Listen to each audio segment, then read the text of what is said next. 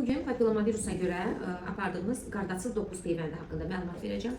Qardaçıl 9 peyvəndi yüksək onkogen tiplərə qarşı olunan peyvənd tipidir və bu peyvənd digər peyvəndlər də var. Amma ən yaxşı olan, yəni Cervarix var, qardaçılın özünün 2 növü var. Ən çox belə deyək ki, bizim üçün faydası olan, ən çox formaya görə, 9 formaya görə bizi qoruyan peyvənd məhz qardaçıl 9 peyvəndidir. Bu peyvəndi biz indi vuracağımız xanımda, yəni qız uşağıdır. Burada qız uşağı ikən peyvəndi etdirmək daha doğru olar. Nə üçün? Çünki biz hansısa bir formaya yoluxub digərlərindən qorunmuş olmarıq. Yəni yüksək onkogen tiplərin hamısından qorunmuş olarıq.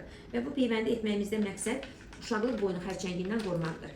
Hər dəfəsində bunu xanımlar bizə sual verir. Uşaqlıq boynu xərçəngindən qorumaq. Yəni birbaşa bunu ediriksə uşaqlıq boynu xərçəngi olmuruqmu? Bunu ediriksə uşaqlıq boynu xərçəngi yaradan papilloma formalarından qorunmuş oluruq. Yəni bu peyvəndi etdikdən sonra əgər cinsi münasibətdə olacaq qızlarımızda, partnyorunda hər hansı bir bu 9 formadan biri varsa, həmin o formalara xanım yoluxmur.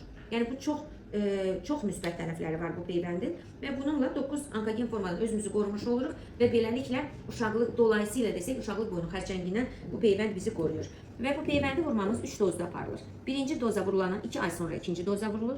Ondan da 4 ay sonrasında 3-cü doza. Yəni 6 ay müddətinə 3 doz vurulur. Biz indi sizə bunu vurduq. 2 ay sonrasında 2-ci dozamız vurulacaq. Heç bir yan təsirimiz yoxdur. Peyvəndi vurmamışdan öncə qarışdırırıq. Bir bulanıq bir məhlul şəklini alır və vururuq. Qol nahiyəsində, bazuda deltaya bənzər əzələyə vurulur. Dirsəyimizi bizə qaldırırıq. Bu şəkildə. Və bu bizim birinci dozamız. Bu peyvənd olunduqdan sonra da bu gün ərzində yerinə su vurmayacaqsınız.